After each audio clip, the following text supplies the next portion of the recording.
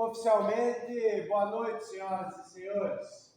Boa noite. Boa noite, senhoras e senhores. Boa noite. Boa noite, pessoal de casa. Espero que eu possa, nessa noite, dia 20 de janeiro de 2023, a partir desse horário, 19 horas e 15 minutos, trazer até os senhores o conhecimento de forma clara e objetiva, onde todos os senhores consigam entender, compreender, não só para alcançar o sucesso na segunda etapa, mas para que possam levar para o resto de suas vidas. Antes de iniciar com um módulo novo, matéria nova, sextou,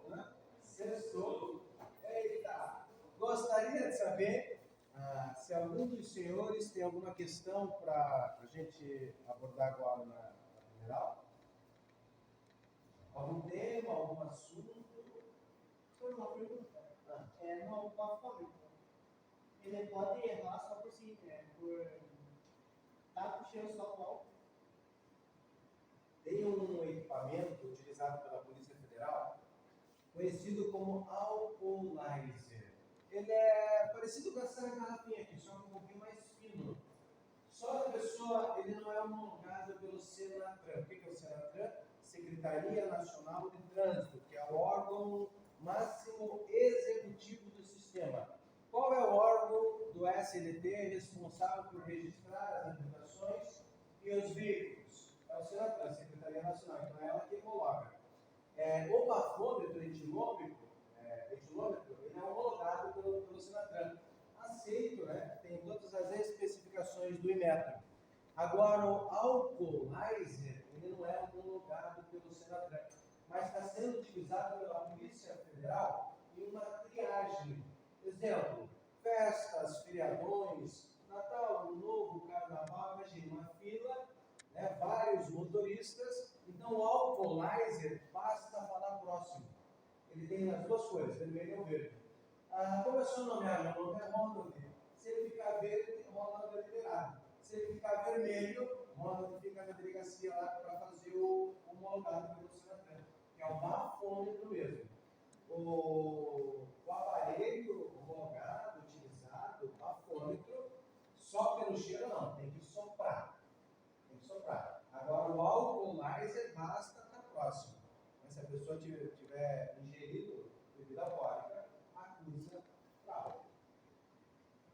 Mas aí ele vai ter que fazer o que é o padrão. Mais alguém? Sobre os simulados.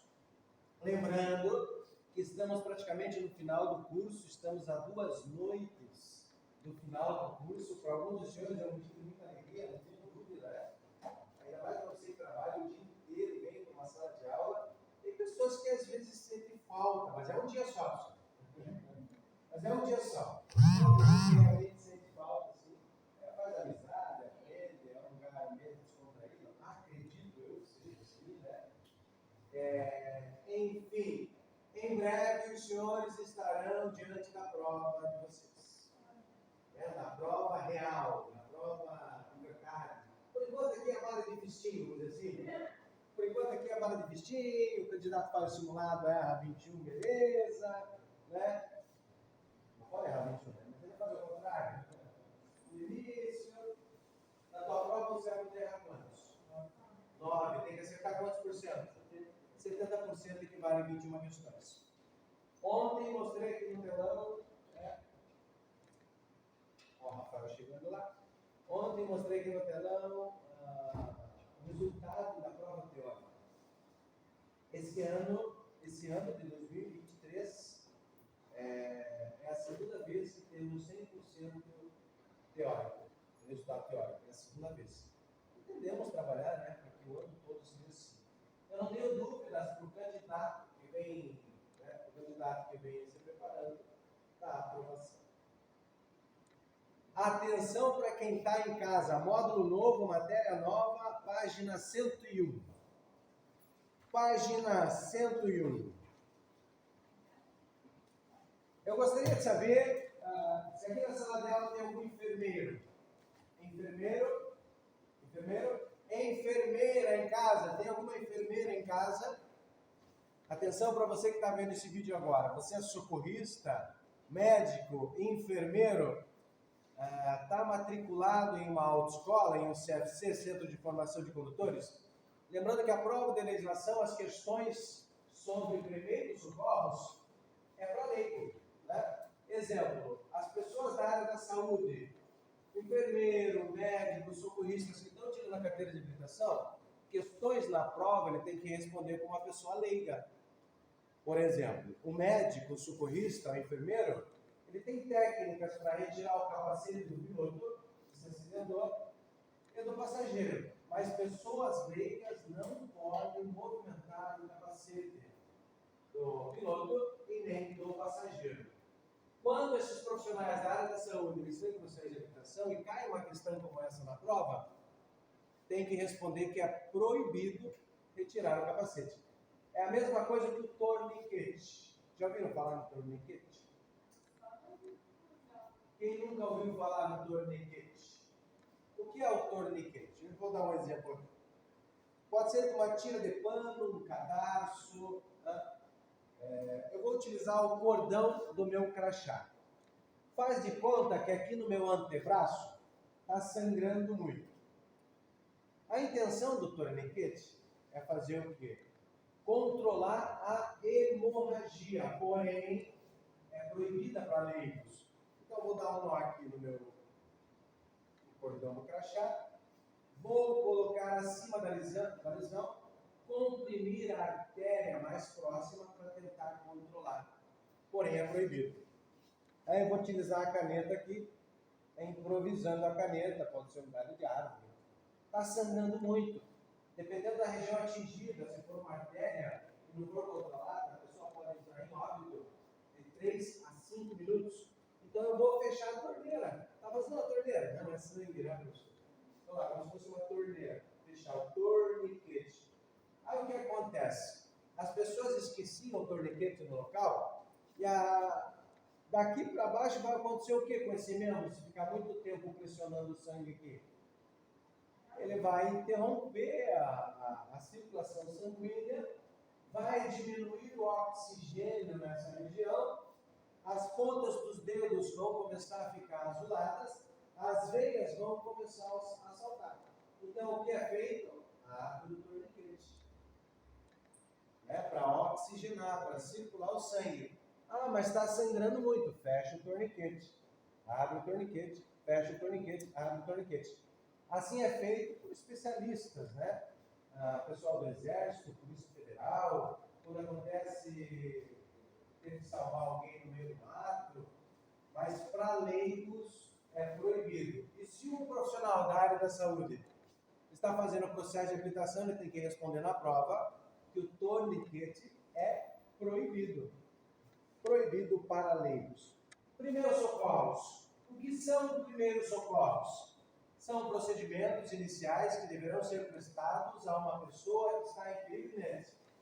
O que significa a perigo iminente?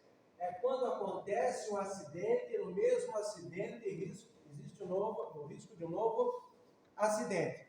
Tem algumas pessoas que acham que é sempre proibido mexer na vítima. Nunca deve movimentar a vítima, jamais pode tocar a vítima. Essa é uma afirmativa falsa. Em algumas situações temos que mexer na vítima, temos que movimentar a vítima. Por quê? Imagina só, um acidente de trânsito, de repente uma pessoa ela desmaia, presa pelo cinto de segurança, o veículo tem princípio de incêndio. O extintor de incêndio deixou de ser obrigatório em 2016. Por quê?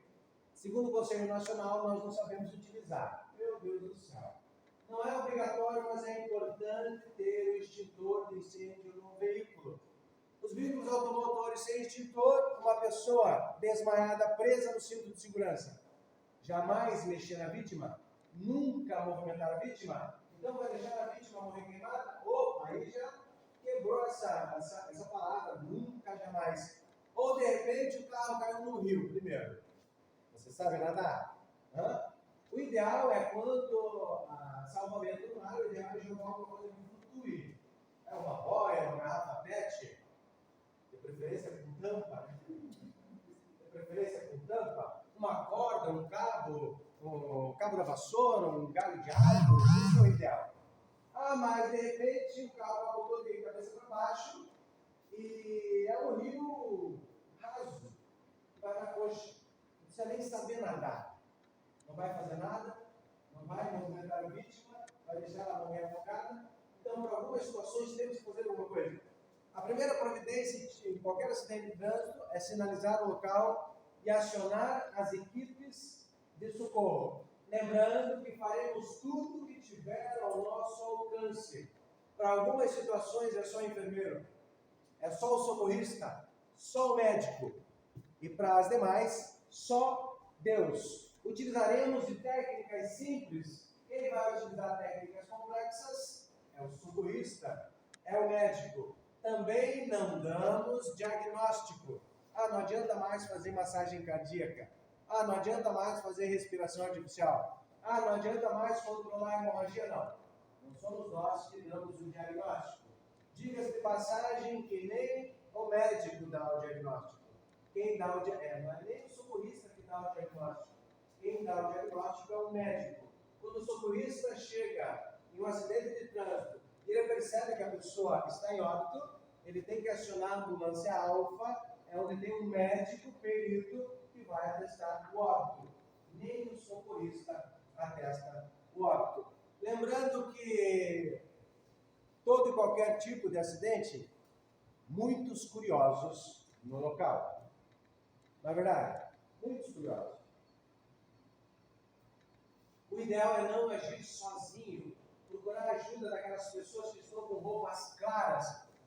Não chegar e pedir às pessoas a parar com os veículos na rua, mas pedir, por favor, segue com a máquina, segue com a moto.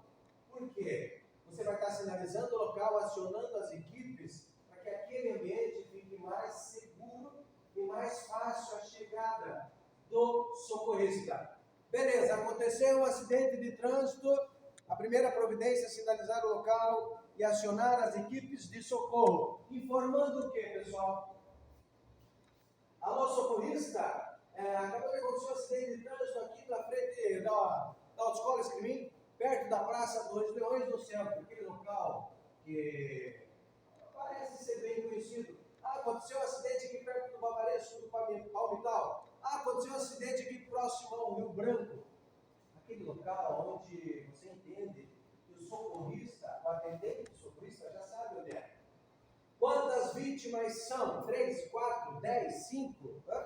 Lembrando que cada viatura, cada ambulância do SAMU tem 2 macas. Então, se tiver 3 acidentados, é importante a quantidade exata de pessoas.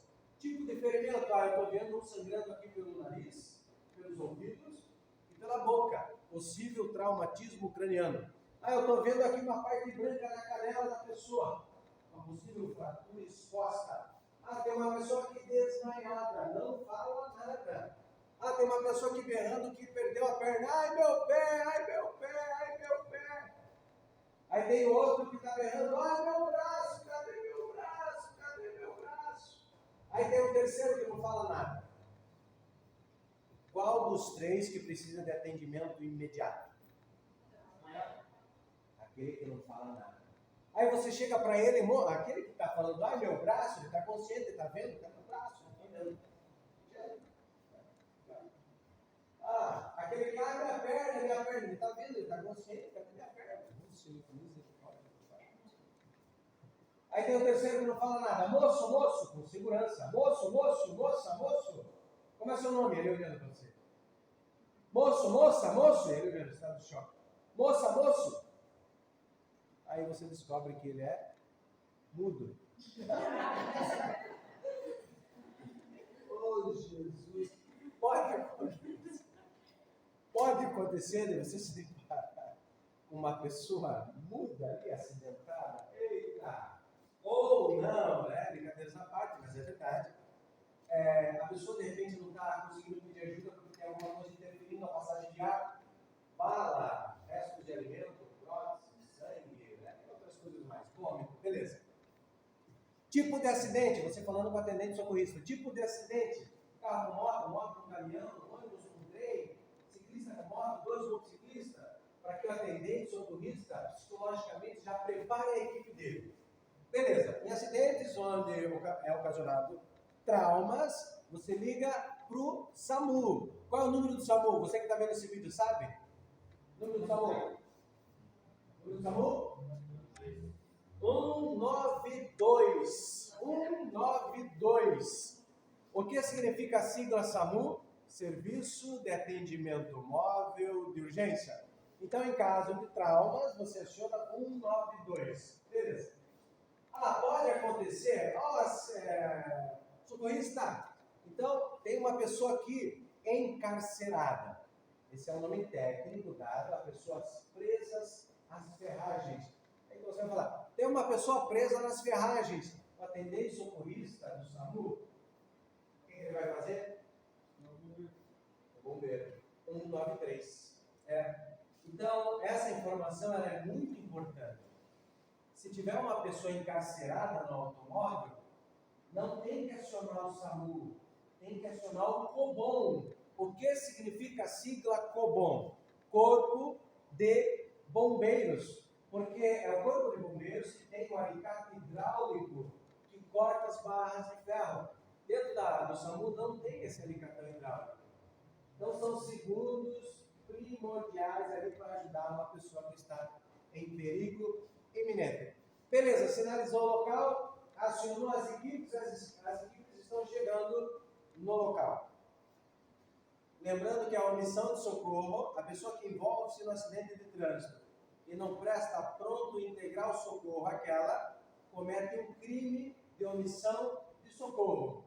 Se o motorista for encontrado, ele terá a carteira dele suspensa, ele será preso. Lembrando que a pessoa que envolve-se em acidente de trânsito e presta socorro, comete uma infração gravíssima, o valor da multa, R$ 293, multiplicado por 5, quase R$ 1.500 para quem envolve-se no acidente e foge.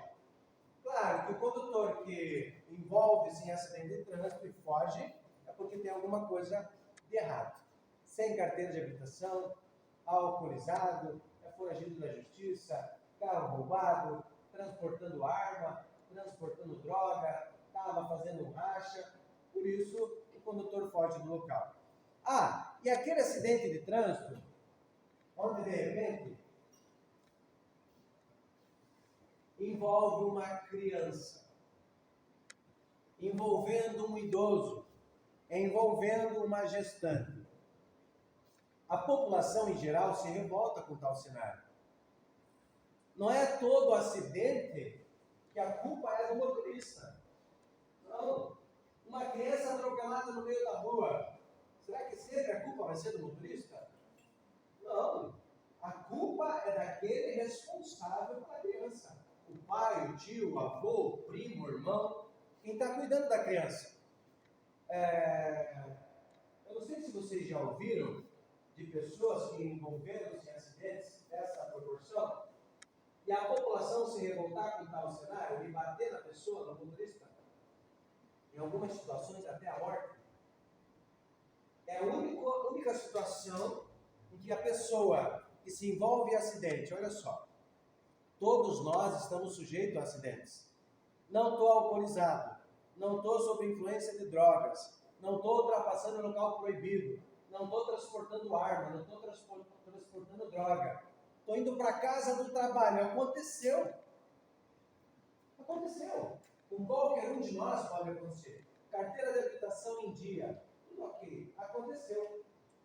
Quando eu vou tentar sinalizar o local com pisca-alerta e posicionar o triângulo, a população tenta me linchar. É nessa situação em que eu tenho que sair do local, para cuidar da minha integridade física. Mas esse sair do local é para onde? Para casa? Não. É caracterizado a omissão de socorro. Para onde tem que ir, pessoal? Para a delegacia e falar do acontecido com o delegado. Para que ele faça a escolta até o local. Eu vou para dentro do carro, vou travar o pininho, vou fechar os vidros. Eles vão quebrar os vidros, vão capotar o carro, podendo colocar fogo dentro. Dependendo do acidente, dependendo. Então tem que ir para a delegacia. Eu sou o primeiro a passar pelo acidente, eu sou o primeiro, e lá tem a polícia militar. O policial militar de moto. Aí ele dá 2 silvos breves. O que significa silvos? Hã? 2 silvos, o que significa silvo? Apito do agente de trânsito. Um silvo breve. O que é isso? Siga. 2 silvos breves. Um silvo longo. Diminua a marcha. Então ele vai dar 2 silvos breves e vai solicitar minha ajuda. E eu me recuso a ajudar, além de ser uma irresponsabilidade humana, uma falta de empatia, é infração grave, com perca de 5 pontos e multa de R$195.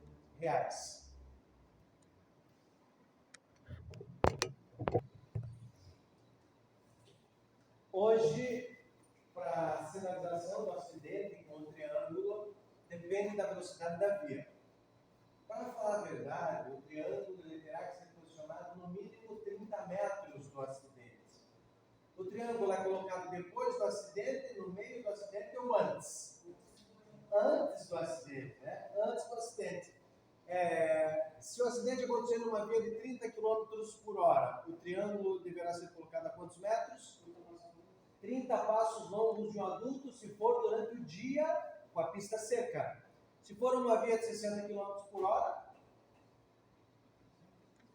60 metros, 60 passos longos de um adulto. Se for numa via de 80 km por hora, 80 metros, 80 passos longos de um adulto, se for durante o dia, com a pista seca. Agora, o acidente aconteceu à noite em uma via de 30 km por hora. A quantos metros deverá posicionar o triângulo? 60 metros. O acidente aconteceu numa via de 40 km por hora durante a noite. A quantos metros? 80 passos longos de um adulto. Aconteceu o acidente durante a noite em uma rodovia de pista dupla. Qual é a velocidade da rodovia de pista dupla? Para você que está vendo esse vídeo, se preparando para a prova de legislação, se você é aluno nosso, você lembra lá da página 13, classificação das vias. Eu tenho certeza que na prova de todos vocês vai cair pelo menos umas 4 a 5 questões sobre classificação das vias. Velocidade máxima, velocidade mínima, as características de cada via. Então, qual é a velocidade máxima em uma rodovia de pista dupla? 110 km por hora. O acidente aconteceu à noite. A quantos metros é colocado o triângulo? Dobra? 220 passos longos de um adulto. Durante a contagem para colocar o triângulo, o condutor que está socorrendo ali se depara com uma curva. O que ele tem que fazer? Zera a curva, ele vai andando por toda a curva e continua do 1. Quando o acidente acontece na curva, não precisa zerar. Mas o triângulo, a contagem não começa fazendo dentro da curva. Se o acidente aconteceu na curva, passa toda a curva e inicia do 1. Quando o motorista que está socorrendo, ele se depara com uma nova curva, não zera, só zera na primeira curva. Verdadeiro ou falso? Para ser um socorrista, precisa ser da área da saúde. Falso. Qualquer um de nós pode ser o socorrista. Lembrando que após a sinalização do acidente, acionando as equipes de socorro, passando todo o procedimento que você está vendo, agora você vai chegar na vítima. Lembrando que, a partir do momento que sinalizar o local, já é considerado prestação de socorro. Tá? Chegou na vítima e percebeu a avaliação primária, página 105, se eu não me engano. A avaliação primária, página 105. Controle da coluna cervical. Todo e qualquer tipo de acidente, o mínimo possível de movimentar a cabeça. Pessoal, lembrando que esse curso, as técnicas de primeiros socorros que os senhores estão participando agora, é prestado no mundo todo as mesmas técnicas. Lembrando que essas noções básicas de primeiros socorros não dá há nenhum de nós as condições de substituir completamente um profissional de socorro. Mas essas noções básicas de primeiros socorros não é só para que você ajude no trânsito. Diga-se de passagem que, em primeiro lugar, no mundo, onde acontecem os acidentes, é dentro de casa, no banheiro. Dentro de casa, em primeiro lugar, no banheiro. Imagina uma pessoa escorrega no piso do banheiro, bate com as costas e para de respirar. O que fazer e o que não deverá ser feito? Em segundo lugar, na cozinha. Uma pessoa querendo mexer com o almoço, janta, panela quente, de repente cai na perna, na barriga dela, né? O que utilizar na queimadura? O que fazer e o que não deverá ser feito?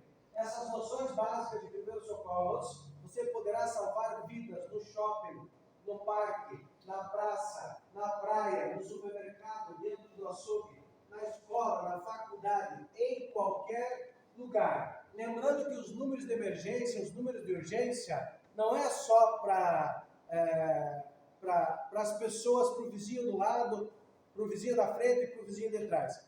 O ideal é saber os números de emergência e urgência e nunca precisar utilizá-los, ou de repente, em uma eventualidade, precisar utilizá-los e não saber os números de emergência. Lembrando que o número de emergência ela é uma sequência. 190, Polícia Militar, 192, 191, Polícia Rodoviária Federal, 192, SAMU, Serviço de Atendimento Móvel de Urgência, 193, Bombeiro, Corpo de Bombeiros, o COBOM. Beleza, controle da coluna cervical e de substituição das vias aéreas. Em acidente de trânsito, você tem que ser um líder, você tem que ser uma líder, né? Mostrar a voz ativa. Você não pode chegar no acidente de trânsito com dó, com pena. Tem pessoas que já chegam como no acidente de trânsito? Acho que já comentamos outro dia, né? Chorando. Se você é uma pessoa muito emotiva, máximo, sinaliza o local e fica longe. Aciona as equipes, ajuda dessa maneira, fica longe. Né? Ou então, quem sabe, chegar lá com uma pessoa, como eu falei outro dia aqui, a pessoa está vendo que o veículo está danificado, tudo quebrado, ele chega e pergunta, bateu? Ele está vendo que bateu, ele está vendo que ficou tudo lá. Beleza. Como nós conseguimos perceber a falta de respiração do corpo de uma vítima? Então, controle da coluna cervical, desobstrução das vias aéreas, você tentando comunicar aqui com a pessoa, moça, moço, moça, qual é o seu nome? De onde você veio? Ela não responde, aí você percebe a falta de respiração.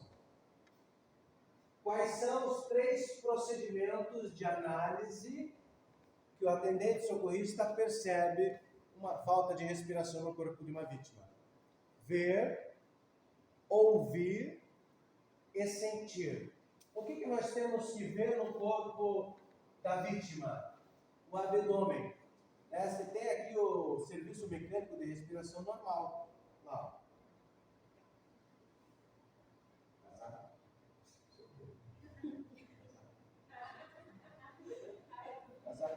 Para ver se tem, né, o serviço mecânico de respiração. Isso é ver. Bom, como que nós vamos ouvir? Normal, vamos colocar os nossos ouvidos próximo das vias aéreas da vítima. O que são vias aéreas, professor? É o aeroparque?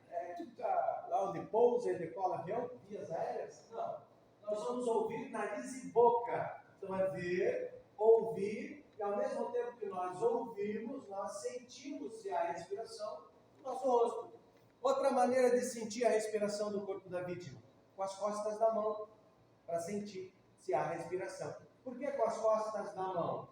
Por causa das doenças transmissíveis, né, transmitidas pelo ar. Agora, Covid, mas já existia a hepatite C e outros tipos de doença. Se você fizer com a palma da mão em uma pessoa que você não conhece, ou por mais que conheça, de repente você pode esfregar os olhos, colocar a mão na boca e ser contagiado. Isso. Então, ver, ouvir, sentir.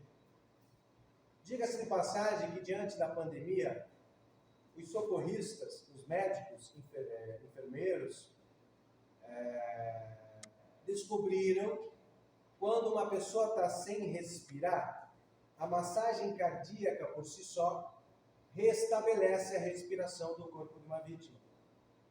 Antes da pandemia, os cardiologistas pensavam que o coração que estivesse funcionando, se fosse feita massagem cardíaca, existia o risco do coração parar. Isso é mito. Uma pessoa que não está respirando, diga-se de passagem que a respiração artificial não é recomendada para leigos. Lembrando, apesar de não fazer parte do protocolo, eu tenho que ensiná-los como é feita essa prática, essa técnica de respiração artificial, ou boca a boca, porque é cobrado na prova de legislação aqui no Brasil, em todos os Ciretrans, em todos os Detrans. Percebeu que a pessoa está sem respirar? Por que ela está sem respirar? Na hora da avaliação primária, você percebeu que ela está sem respirar. De repente, porque tem um bloqueio ali nas vias respiratórias. De repente ela desmaiou e a língua foi para trás. A língua ela é o quê? Ela é um músculo. Quando uma pessoa está desmaiada, os músculos ficam duros ou moles? Mole, né? Então, fica mole. O que fazer nesse caso? Percebeu que a língua está para trás? Colocar onde? Na boca? No assoalho da boca. Vocês sabiam que a boca tem assoalho? Eu fiquei sabendo do médico. No assoalho da boca. Aí a pessoa volta a respirar. Mas de repente a pessoa estava mascando chiclete, chupando bala, restos de alimento, próteses. Não é nada confortável fazer respiração artificial em outra pessoa, né? Mas o procedimento salva vidas. Tem um equipamento que vende nas farmácias, mais ou menos desse tamanho, redondo, transparente, e no meio tem um tubo para fazer a respiração, mandar ar para o pulmão de alguém que precisa. Aí não tem um contato direto. Custa R$5. Lembrando que o estojo de primeiros socorros não é obrigatório, mas é importante ter o estojo. Por quê? Lá tem PVPI, metiolate, tesourinha, atadura, luvas. Em primeiro lugar, sinalizar o local, acionar as equipes. Você só vai prestar socorro se o acidente não trouxer risco para a tua vida. Sim ou não? Para algumas situações, é só Deus. Imagina uma pessoa encarcerada, princípio de incêndio, não tem extintor, o carro vai explodir, não tem o que fazer. Faremos tudo o que tiver ao nosso alcance, mas para algumas situações, é só Deus. Percebeu que não tem respiração. Ok. Respiração artificial. Seria legal, né? Para a mulherada, se fosse o Cauã Raymond, o Caio Castro. Para a rapaziada, se fosse o Gisele Bündchen, Paulo Oliveira. Não, mas de repente é um rapaz de bigode, acabou de sair do boteco, sem o dente na frente. Brincadeiras à parte. É alguém precisando da tua ajuda ali, né? É o bigadão. Como fazer o procedimento de respiração artificial? Respiração artificial, para você que está vendo esse vídeo agora, não é lábio com lábio. Lábio com lábio é beijo. Falando nisso, né, teve uma aluna, vou compartilhar com os senhores aqui, que eu falei isso. Segundo especialistas da área da saúde dizem que o beijo emagrece. Aí a aluna falou assim: professor, acho que é por isso que eu estou fitness. Eu não sei o que ela quis dizer com isso, né? Mas enfim, beijo com beijo, lábio com lábio é beijo. E o lábio é uma região mole. Na hora do procedimento da respiração artificial, não pode ter nenhuma abertura entre a boca de quem vai socorrer e a boca da vítima. Né? Deve inclinar o queixo da vítima e soprar o ar para os pulmões dela. Por que tem que dar uma leve inclinada no queixo? Para você que está vendo esse vídeo agora, para os senhores que estão em casa e para os demais aqui em sala de aula, por favor, façam assim. Façam assim. Por que tem que inclinar o queixo? Para liberar a passagem de ar para liberar a entrada de ar. Então é um movimento suave, porque todo e qualquer tipo de acidente, movimentar o mínimo possível a cabeça por causa da coluna vertebral. Tem que tampar o nariz dela, da vítima, não é o teu, né? Não é o teu nariz, é o nariz da vítima. Por que tem que pressionar o nariz da vítima? Para que o ar não escoe pelo nariz. Quando você soprar ar nos pulmões dela, esse ar que voltar, vai ter que voltar pela boca e pelo nariz. Mas depois que você soltar. Se você soprar o ar com o nariz aberto, o ar vai sair pelo nariz. Não existe a possibilidade do ar sair pelos ouvidos, tá bom? Só no desenho do Pica-Pau, lembra? Eita, para você que queria desenhar. O ideal do procedimento de respiração artificial deve ser feito em uma superfície plana, rígida. Quantas vezes devemos soprar o ar para o corpo de um adulto? É diferente, de um recém-nascido, diferente, de uma criança, procedimento diferente, um idoso. De 12 a 18 vezes por minuto. Daqui a pouquinho eu vou passar um vídeo para os senhores. E aí, tem o boneco, o socorrista fazendo ali o procedimento do boneco. Tá? Então, de 12 a 18 vezes por minuto. Ver, ouvir, sentir. Percebeu que não há respiração? Viu, sentiu? Não há respiração. Inclina o queixo da vítima, tampa o nariz da vítima e sopra firmemente de 12 a 18 vezes por minuto. 5 segundos para reavaliação, para reavaliar se voltou a respiração da vítima. Ver, ouvir, sentir. Não voltou a respiração, reinicia o procedimento de respiração artificial. Lembrando que a respiração artificial, hoje, o socorrista ele utiliza o quê? Um equipamento que se chama o AMBU. Já ouviram falar? O AMBU, ele parece uma garrafa PET, uma mini garrafa PET. Quase essa garrafinha aqui, ó. Aí tem um compartimento aqui, um pouquinho maior para a boca. Aí a pessoa manda ar para dentro do pulmão dela lá. Com o AMBU, por causa das doenças transmissíveis. Esse procedimento de respiração não poderá ser interrompido do transporte da vítima até o pronto socorro. Agora, na avaliação primária, qual é o terceiro item da avaliação primária?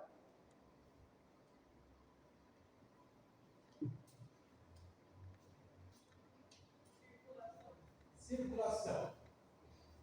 Isso. Como nós devemos perceber a falta dos batimentos cardíacos no corpo de uma vítima? Para você que está vendo esse vídeo agora, um assunto muito sério. Índice de mortalidade no Brasil e no mundo, em primeiro lugar, vem o ataque cardíaco. O que fazer quando você se deparar com uma pessoa praticamente ali desfalecida, sem vida? Quando o coração para, quando o músculo cardíaco para, todos os outros órgãos param também. Então, vamos ter que restabelecer os batimentos cardíacos de uma vítima que está sem circulação. Uma pessoa inconsciente, aonde deverá ser feito o teste de pulsação em uma pessoa inconsciente? Na artéria carótida, que fica entre o músculo e a traqueia. Em pessoas conscientes, na artéria radial. Para fazer o teste de pulsação no corpo de uma vítima, tem que ser feito com esses dois dedos aqui, ó, o indicador e o dedo do meio, com esses dois dedos. O teste de pulsação no corpo de outra pessoa não deverá ser feito com o polegar. O polegar é o seu próprio batimento. Aí confunde na hora da contagem. Aí percebeu, não há circulação. Não tem batimentos cardíacos na artéria carótida, nem na artéria radial. Vai iniciar o procedimento de massagem cardíaca. Onde fica o coração?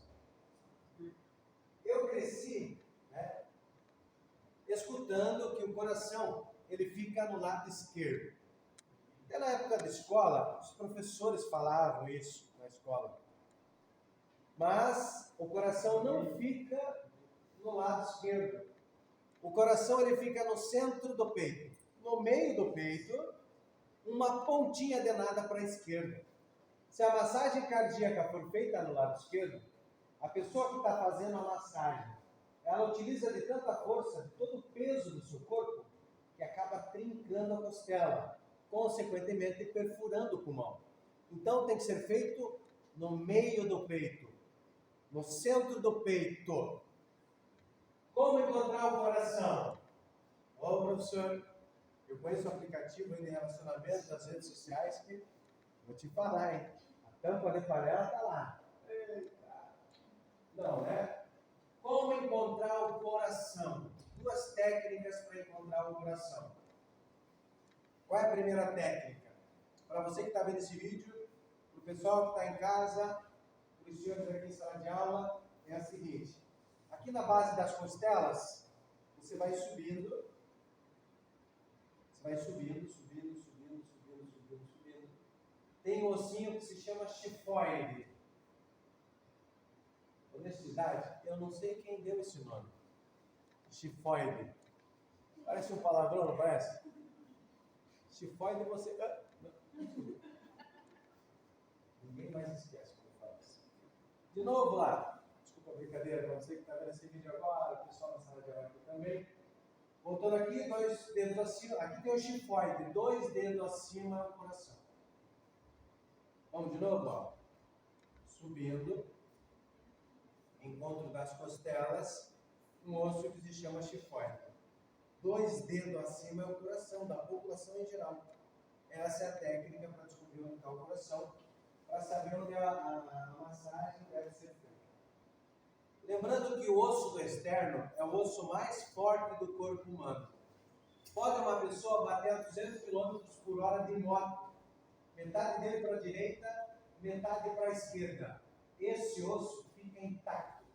Para os senhores terem uma noção de como é forte esse osso, quando é preciso fazer uma cirurgia no coração, né, e o cardiologista precisa serrar esse osso, ele utiliza uma maquita ou serra elétrica. O nosso coração, ele fica em média 1 centímetro do osso do externo. A massagem cardíaca, ela deverá ser feita em uma superfície plana, rígida, firme. Não pode ser feita no sofá, não pode ser feita no banco do carro, não pode ser feita na cama. Por quê? Se for feito nesses locais, quem vai receber a pressão vai ser o sofá, a cama, e não o coração, que precisa ser comprimido pelo osso do externo. É mais ou menos isso aqui, ó. Vou tentar ilustrar aqui. Faz de conta que aqui é um músculo cardíaco. Né? Aí vai fazer a compressão do osso do externo. Assim. Vou colocar a mão direita.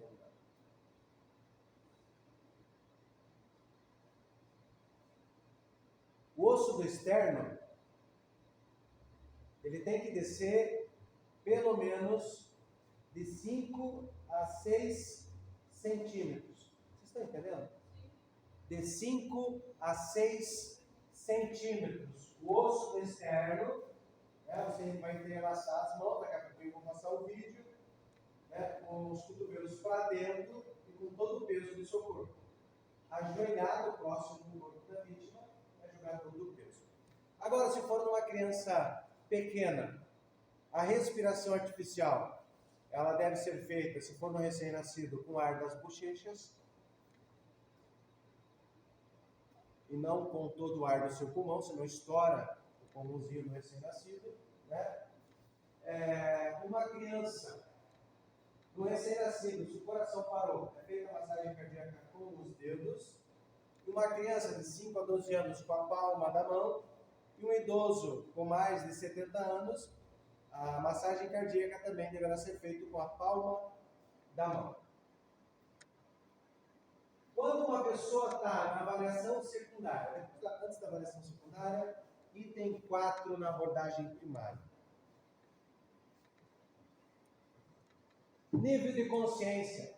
Como que você, na avaliação primária, sinalizou local, acionou as equipes, como que você vai avaliar o nível de consciência de uma pessoa? Conversando com ela, não é verdade? Oh, como é seu nome? De onde você veio? De onde você está indo? Quantos dedos tem aqui? Conversando com ela para ver o nível de consciência. Em quinto lugar, proteção da vítima. Exposição e proteção da vítima. Dependendo do acidente e a quantidade de sangue que ela venha a perder, ou dependendo do trauma, a pessoa começa a ficar gelada, começa a ficar com frio. Então tem que aquecê-la com mantas, cobertores, para que volte a temperatura normal do corpo. Qual é o único sintoma? Atenção, senhoras e senhores. O pessoal que está aqui na sala de aula, eles trabalham de manhã, eles trabalham à tarde e estão vindo aqui querendo realizar o sonho da PPD, Permissão para Dirigir, válida em todo o território nacional. Eles estão muito cansados, né? Daqui a pouquinho a gente vai ver os alunos aqui na sala de aula, né? E é com muita determinação, é com muita garra, com muita luta para conseguir todo e qualquer tipo de sonho, a curto, a médio e a longo prazo, né? Obrigado para os senhores. Eu costumo dizer que o meu patrão mesmo, ele não me dá nada. Meu patrão não me dá nada. Hoje, se eu consigo ter um bujão de gás e uma comida quente em casa, é porque os senhores contribuem para isso. Se hoje eu tenho água na geladeira geladinha, é porque os senhores ajudam eu a pagar a água. Se hoje eu consigo levar a minha filha no supermercado e comprar um danoninho, é porque você, aluno nosso, contribui para que isso aconteça. Se hoje eu tenho gasolina na minha motocicleta, é porque vocês financiam isso. Então, os senhores são os meus patrões. Por isso,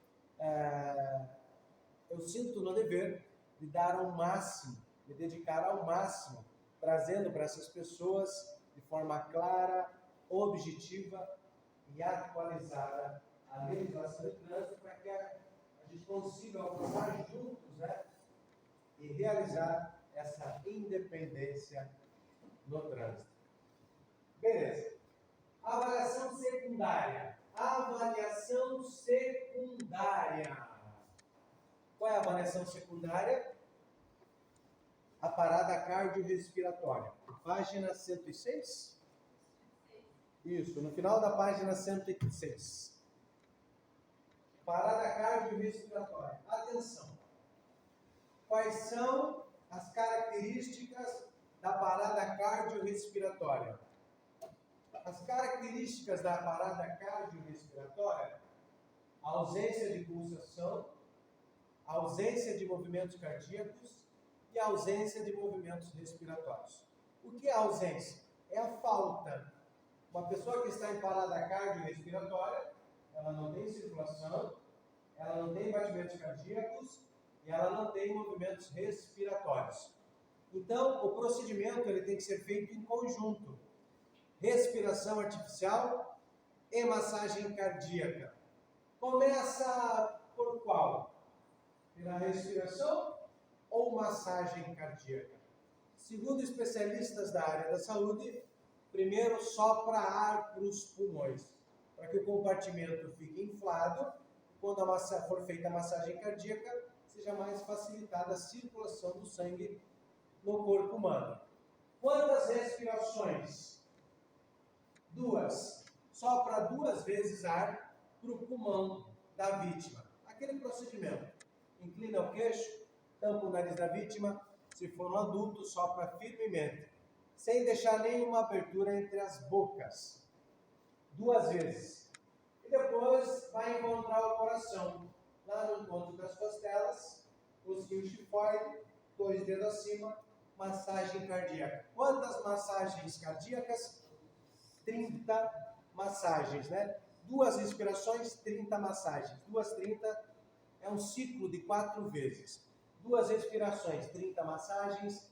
2, 30, 2, 30, 2, 30. 5 segundos para reavaliar. Ver, ouvir, sentir se voltou a respiração. Artéria carótida, se voltou os batimentos cardíacos. Não voltou a respiração. Não voltou os batimentos cardíacos, reinicia o processo. 4 vezes.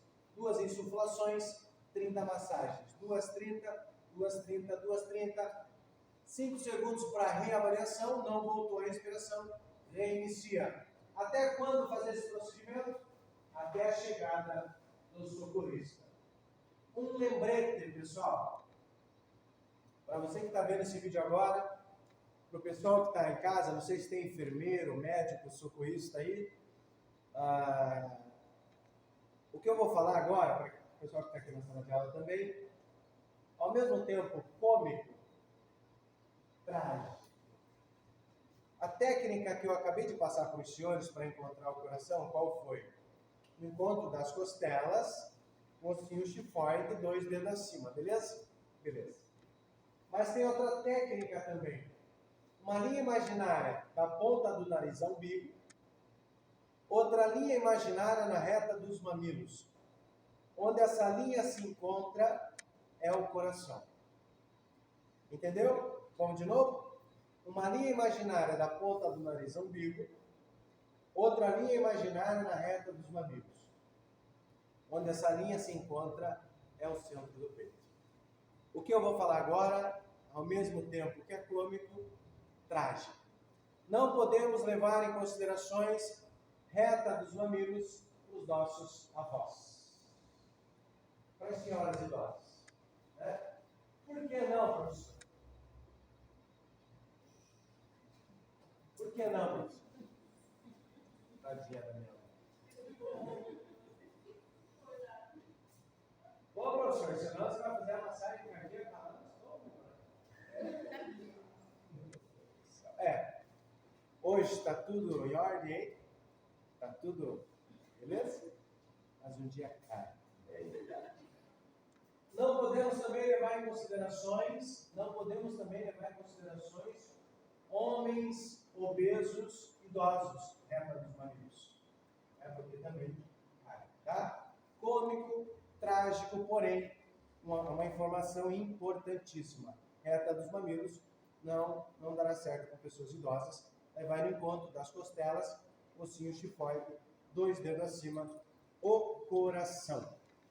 Então, parada cardiorrespiratória, ausência de pulsação, ausência de movimentos cardíacos e ausência de movimentos respiratórios.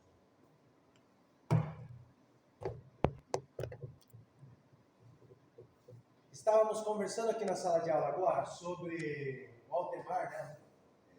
O Altemar fez uma pergunta aí, ele fez um curso de que passaram para ele a massagem cardíaca de 100 a 120. Essa é uma afirmativa verdadeira. Caso a vítima esteja com parada cardíaca, mas ainda respirando, ela está respirando ali. Só que a respiração vai parar, porque o coração parou, a respiração vai parar. Mas quando ainda há um pouco de respiração, é feito de 100 a 120 massagens quando a pessoa está em parada cardíaca. Agora, quando uma pessoa é encontrada na avaliação secundária, parada cardiorrespiratória, parou os 2, aí sim, 2 respirações e 30 massagens. Estávamos conversando aqui, né, que esse procedimento ele cansa bastante. Se a pessoa está sozinha, ela fica exausta. Já aconteceu da pessoa estar ajudando e quando chega ao socorrista, ele teve que ajudar aquela pessoa que estava socorrendo e acidentado. A respiração artificial, quando você puxa ar para o teu pulmão, você oxigena mais o teu cérebro, esse procedimento deixa tonto. A gente fica tonto. Já aconteceu do socorrista chegar e a pessoa está desmaiada. Então, por isso que é bom você pedir ajuda dos curiosos. Né? De repente, uma pessoa começa com 2 respirações, o ciclo de 4 vezes. A pessoa que está na parte da respiração artificial, ela faz 2 respirações artificiais e você 30 massagens. Ela 2, você 30, ela 2, você 30, ela 2, você 30. Daí reveza, porque é um procedimento que realmente cansa. Pode falar, Pedro. Eu preciso falar também que, primeiramente, que entrar em contato com o bombeiro, não parar a sequência de massagem até o bombeiro chegar. Isso, por quanto tempo deve ser feito respiração, massagem cardíaca? Até a chegada do socorrista, até a chegada do especialista. Independente se você conhece ou não a pessoa. Independente, é uma pessoa precisando de ajuda. Quando o socorrista imobiliza a pessoa, coloca na maca e leva ao pronto-socorro, nesse trajeto também não pode ser interrompido. O socorrista continua fazendo a respiração artificial ali, mas já com o aparelho, com o desfibrilador. O que é o desfibrilador? É o equipamento que tem na viatura do SAMU, né? Tem no socorro, em hospitais, em campos de futebol também tem, para dar o choque lá para que o coração volte. O desfibrilador. Mais alguém? Alguma pergunta? Nenhuma? Duas? Falando então agora um pouquinho sobre desmaio. Algum dos senhores aqui já desmaiou? Quem já desmaiou? Desmaiou? Eu quase. O que leva ao desmaio? Fome, estresse, calor excessivo, pressão baixa, susto, né? A pessoa pode vir a desmaiar. Se você se deparar com uma pessoa que está prestes a desmaiar, ela ainda não desmaiou, mas ela vai apresentando ali os sintomas, né? Ela vai se encostando nas coisas, ela vai caindo. É recomendado você colocar a pessoa sentada e pedir para que ela coloque a cabeça entre as pernas. O desmaio nada mais é que a falta de oxigenação no cérebro. Falta de circulação sanguínea no cérebro. Por isso que a pessoa desmaia. Então, para que volte ao normal, é recomendado deixar a cabeça mais baixa que tronco e perna. Nesse caso, ela ainda não desmaiou. Colocar a cabeça entre as pernas. Agora ela desmaiou. O que é o desmaio? É a perda momentânea dos sentidos. A pessoa desmaiou, hein? Caiu.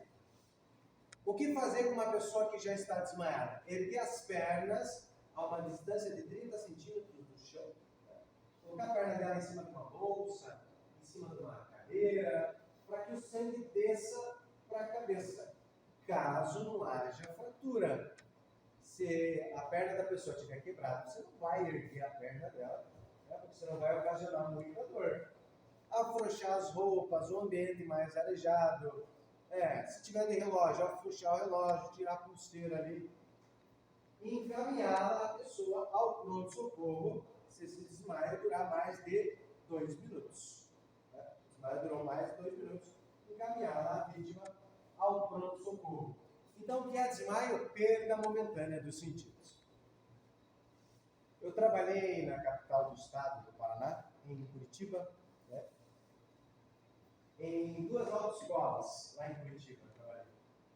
Em uma delas, eu tive uma aluna que ela trabalhava como caixa operadora no supermercado. Aí nós estávamos nesse assunto, primeiros socorros, abordando esse tema, essa matéria, primeiros socorros. Aí a aluna falou bem assim: professor, pensa no dia que eu não queria estar no trabalho. Parece o professor ontem, dia 19 de janeiro, senhora, para registrar. Pensa no dia, professor, que eu cheguei no trabalho, mas sabe aquela preguiça? Ela falou essa palavra. Preguiça, ela não estava doente, não estava nada, ela não queria trabalhar. Ela não queria estar na empresa trabalhando. Aí uma cliente chegou com uma cestinha de compra, passou normal. Diz que antes dela bater o ponto, ela já falou para a fiscal de caixa: não ficou legal. Não ficou legal. É verdade, não ficou legal. Aí beleza. Fez o ponto, foi para a caixa, aí passou uma cliente com uma cestinha. Aí de repente, outra cliente com uma cestinha. Aí uma cliente com 3 carrinhos de compra cheio, até a boca do carrinho. Aí ela desmaiou. Ela se debruçou sobre o caixa e fez um barulhão, né, pô? Só para registrar. Fez um barulhão. Aí naquele exato momento, imagine se fosse você a cliente, o que você fazia? Socorro, ajuda, a moça desmaiou aqui, ó. A moça está passando mal, a cliente passando lá no caixa. A moça está passando mal, né? O amigo do lado, o caixa também. Pô, ajuda, espera aí, né? Todos se mobilizaram ali. Aí veio o gerente, colocaram ela no chão. Aí esse cara foi voltando. Professor, daí eu fui voltando. Fui voltando, todo mundo em cima de mim. Fui voltando. Professor, aquele dia eu alcancei meu objetivo. O gerente mandou ela para casa. Quando ela tomar remédio e descansar, ela foi para casa. Por preguiça, olha a malandragem. Aí o que acontece? Eu falei para ela assim, mas sabia que tem como saber se a pessoa está desmaiada ou não? Eu falei assim, professor? E como que é? É assim. Uma pessoa que está desmaiada, se você chegar próximo dela e fazer assim, ela fazer assim, ó. A pessoa está simulando o desmaio, você bate a palma próximo dos olhos dela. Se ela fizer assim, ó, ela está simulando o desmaio, ela está mentindo. Outro procedimento para saber se a pessoa está desmaiada ou não, é você colocar o braço na reta dos olhos dela. Você ergue o braço dela, né? E vai soltar. Se cair, né? Realmente ela está desmaiada. Mas se ela fizer assim, ó.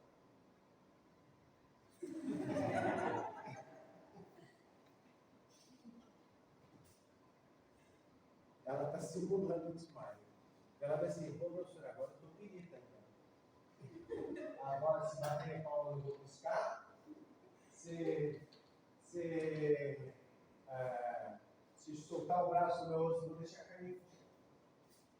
Fala, Marco. Você veio trazer? Marco, obrigado. Vai, Manda um abraço lá pro YouTube. Olha lá, a galera de casa, o YouTube, Marco, aluno nosso, fazendo aula prática e veio trazer o lanche pro professor. Valeu, professor. Obrigado. Eita! Bata mais, bota um lanche. Mas acho que ele trouxe janta e café da manhã. Beleza, então o desmaio nada mais é que a perda momentânea dos sentidos. Para fazer com que a pessoa volte ao normal, erguer as pernas um pouquinho para o sangue descer para a cabeça para oxigenar, caso não haja fratura. Afrouxar as roupas, levar a pessoa para um lugar mais arejado. Agora, convulsões. Algum dos senhores aqui já se deparou com uma vítima convulsionando? Quem já? O marido?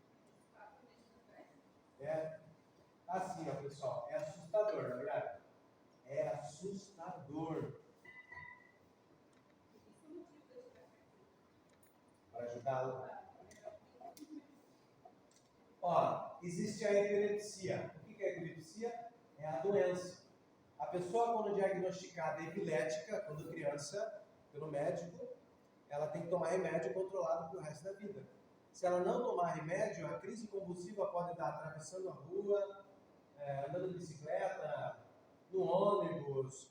Lembrando que a pessoa diagnosticada epilético dificilmente tira a carteira de habilitação. Porque é muito perigoso uma pessoa epilética dirigindo, conduzindo um veículo automotor. Agora, a convulsão, ela pode dar em qualquer um de nós. Basta uma batida forte na cabeça.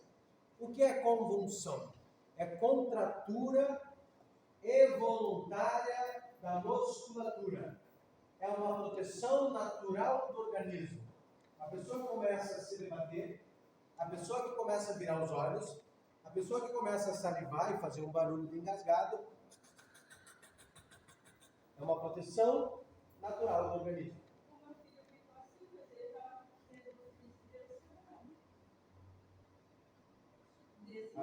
Mas desencadeou a convulsão, né? Sim, Isso. foi em setembro, mas foi a pior semana que eu vi. Quantos anos você tem, filho? 19 anos. 9 anos. Na época eu estava com 18. Mas assim, minha hora ligou para mim bem rápido aqui. Daí meu marido pegou o carro e tiveram se chamando ambulância. Mas foi a pior cena que eu vi. Eu vi fiquei assim, eu acho que umas 3 semanas com aquilo na cabeça. Parecia que ele ia morrer. Chegou uma hora que ele falou assim, mãe, eu vou morrer. Daí essa polícia veio, mãe, ele não vai morrer, isso está na cabeça dele. Mas, Realmente, é assustador. Mas a pessoa, quando acontece todo aquele cenário, aquilo que vemos, é natural, é uma proteção do organismo ali.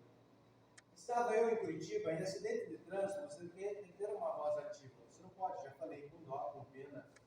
Né?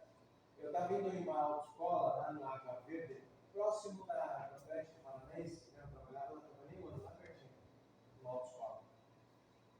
Só que eu utilizava do coletivo, do ônibus.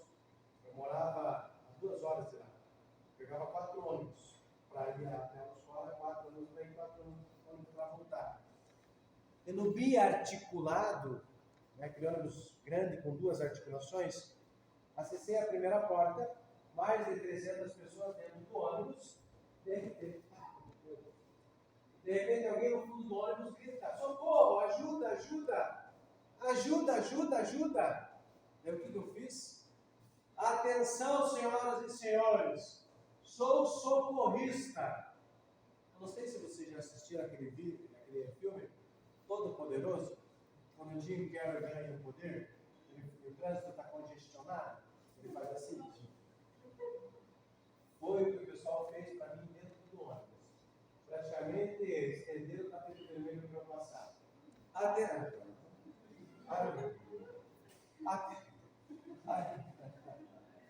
Atenção, senhoras e senhores, sou socorrista. Alguém precisa de mim no fundo do ônibus. Todo mundo se espremeu ali, realmente. E eu fui lá, quando eu vi a pessoa estava convulsionando. Mas a primeira vez que eu vi uma pessoa convulsionando foi na escola. Eu era um dos representantes na área do esporte. Eu era mais novo, faz tempo.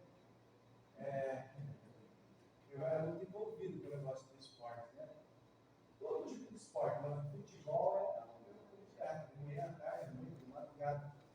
Nos intersalas na escola, ou para os jogos escolares, eu sempre estava envolvido, eu sempre estava no meio ali. Aí nos jogos intersalas do colégio, estávamos em 25 alunos. Ali no colégio estadual, o maior colégio do litoral do estado do Paraná. 25 alunos na sala da diretora para discutir sobre as modalidades, sobre os jogos. Aí, de repente, uma moça do nosso lado cai e começa a contrair os músculos, a salivar, a virar os olhos e a babar, e a fazer o barulho de engasgado. Primeira vez que eu vi na vida, meu Deus, é um cenário tenso assim. Você não sabe o que é exatamente. Para ajudá-la, o que fizemos? Eu segurei um braço, o outro segurou outro braço, o outro segurou a cintura, o outro segurou o ombro, um segurou a coxa, o outro segurou a perna, o outro segurou a cabeça. Engessado. Um tempo depois, eu fiquei sabendo que nós poderíamos ter matado ela.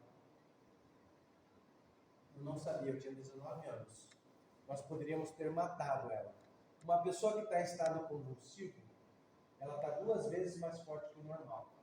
Quando uma pessoa tenta interromper esse movimento normal, ela faz tanta força, que pode, em consequência disso, desse procedimento de segurar, pode romper uma veia, uma artéria ou uma capilar e vir a ter hemorragia interna.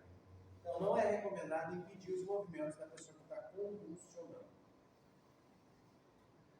A pessoa, quando ela está salivando, pode tracionar o pescoço e colocar de lado, né? Colocar de lado para que ela não se sufoque com a própria saliva. Ou o corpo todo, ela está de barriga para cima, decúbito dorsal. O que significa decúbito dorsal? De barriga para cima. Aí coloca de lado, caso ela esteja salivando, para que não se sufoque com a própria saliva. Pedir espaço para os curiosos, tirar todo objeto que possa machucar e deixar ao redor dela. Eu não sei se vocês já ouviram Socorro, socorro, compulsão, vai engolir a língua, vai engolir a língua. Já viram isso?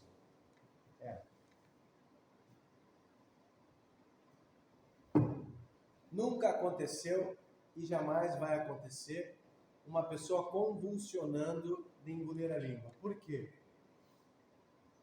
Primeiro, Deus, Ele é extraordinariamente onipotente, onisciente, onipresente, né? Maravilhoso, bondoso.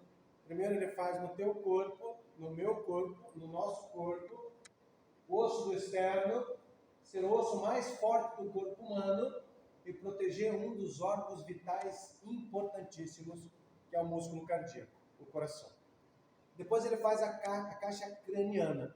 Para vocês terem ideia, quando tem um procedimento no cérebro, ele também utiliza uma serra ou furadeira para o crânio. E o que Deus fez embaixo da nossa língua? Uma cartilagem, uma pelinha, que se chama freio da língua. Por isso que não é possível engolir a língua. E tem mais um agravante. A nossa língua, ela começa mais ou menos aqui, ó. É a tua também. Eu achava que a minha língua era só o que estava aqui, ó, na boca, né? Se algum dia alguém falar para você assim, ó, você é linguarudo, hein?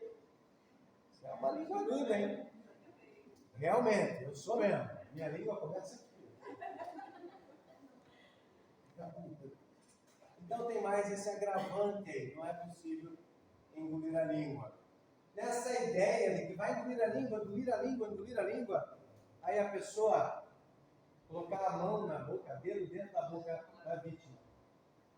Se você for fazer pesquisa na internet, digitar lá, pessoa que teve o dedo arrancado em convulsão. Arranca o dedo. 70 quilos de pressão. Uma pessoa que está convulsionando, ela fecha a boca, o maxilar, a mandíbula dela, são 70 quilos de pressão. Quando a pessoa volta da convulsão, ela volta cheia de sangue. Um palito de dedo? Não. Era o dedo que ela acabou de arrancar de alguém. Né? E a pessoa em desespero vai fazer o que ainda ali? Não vai gritar? A pessoa que está convulsionando, larga, larga, larga. Então, cuidado aí. Não existe a possibilidade da pessoa engolir a língua. Se possível, colocar um pano entre os dentes da vítima para evitar que ela morda a própria língua. Se possível, se não for possível, é a língua dela que ela vai morder. Dependendo do grau da convulsão, além de tudo isso que acontece com a vítima, ela urina e defeca. As pessoas que voltam da convulsão, elas voltam muito envergonhadas. Muito mesmo. Quando você se deparar com uma situação dessa, né, se você tiver uma toalha para cobrir a pessoa, né, se você tiver alguma coisa para esconder, né, ajude. Lembrando que para ser socorrista não precisa ser da área da saúde. Basta ser solidário, ter empatia, compaixão, né, e se colocar ali na situação do outro. Não tenho dúvidas que se eu tivesse acidentado, eu gostaria que algum dos senhores fizesse alguma coisa. Sinalizar o local, acionar as equipes de socorro, já é um procedimento caracterizado, prestação de socorro. Há muito tempo atrás, agora uma historinha da minha vida particular, daqui a pouquinho eu vou fazer um café. Para você que está vendo esse vídeo agora, eu nunca falei sobre isso, mas à noite a gente faz o café aqui. Sem açúcar para o pessoal ficar acordado. Né? Há muito tempo atrás, há 41 anos atrás, quem vos fala, né?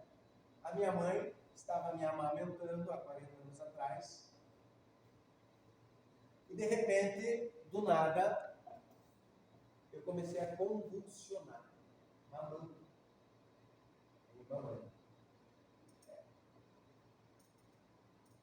Imagina, há 40 anos atrás, o acesso à informação não é como hoje. Há 40 anos atrás, imagine você vendo uma pessoa convulsionando. O que você ia pensar, meu, está incorporando alguma coisa. Não sei o que está acontecendo, né? Aí minha mãe, em desespero, o que ela fez? Ela me ergueu e começou a soprar a minha moleira. Não adianta, não. Um tempo depois, eu comecei a convulsionar. Aí minha mãe, para me ajudar, o que ela fazia? Ela me jogava.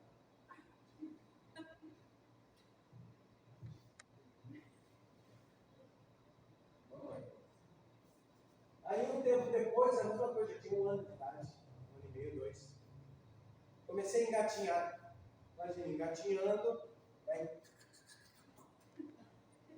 Triste como uma criança, né? Aí minha mãe, para me ajudar, me pegou pelas pernas.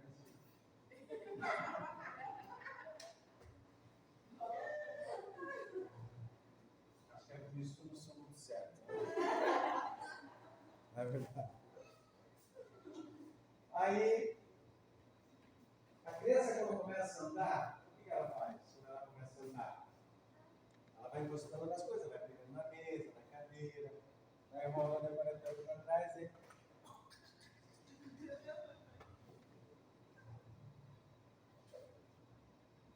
Aí fui diagnosticado pelos médicos epilético. Segundo os médicos, eu teria que tomar remédio para o resto da vida controlado.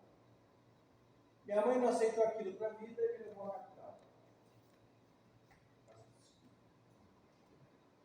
Me levou à capital um especialista do cérebro, é o neurologista.